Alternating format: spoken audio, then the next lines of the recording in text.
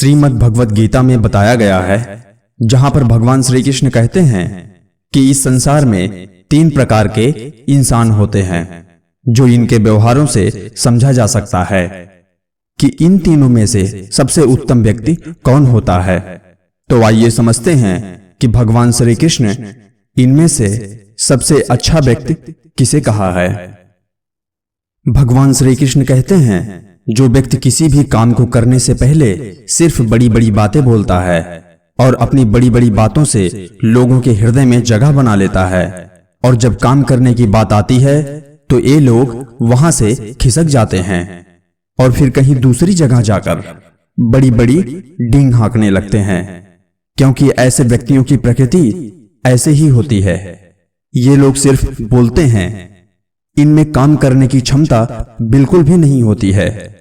भगवान श्री कृष्ण कहते हैं कि आने वाले युग कलयुग में ऐसे ही व्यक्ति बहुत ही अधिक संख्या में होंगे। यही लोग पहले प्रकार की श्रेणी में आते हैं, जिन्हें भगवान श्री कृष्ण औसत व्यक्ति कहते हैं।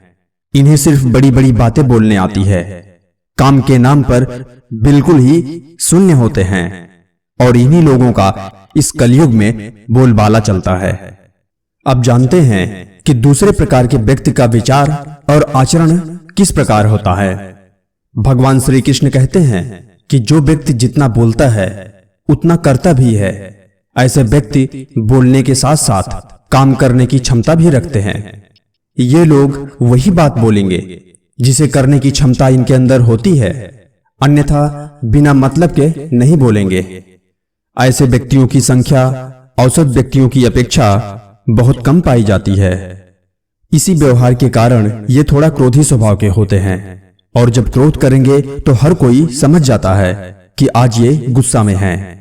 इन लोगों के काम करने की क्षमता को देखकर भगवान श्री कृष्ण इन्हें श्रेष्ठ व्यक्ति कहते हैं, जो दूसरे प्रकार की श्रेणी में आते हैं।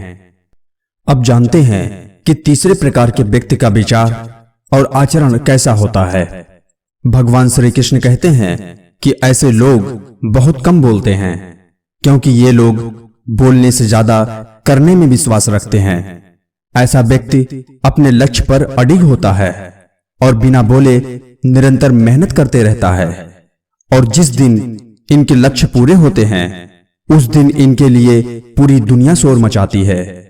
ऐसे व्यक्ति संसार में बहुत कम पाए जाते हैं। भगवान श्री कृष्ण कहते हैं, यदि ऐसे व्यक्ति जिस वंश में जन्म लेते हैं वह पूरा वंश पवित्र हो जाता है। ऐसे व्यक्ति सर्वगुण संपन्न होते हैं।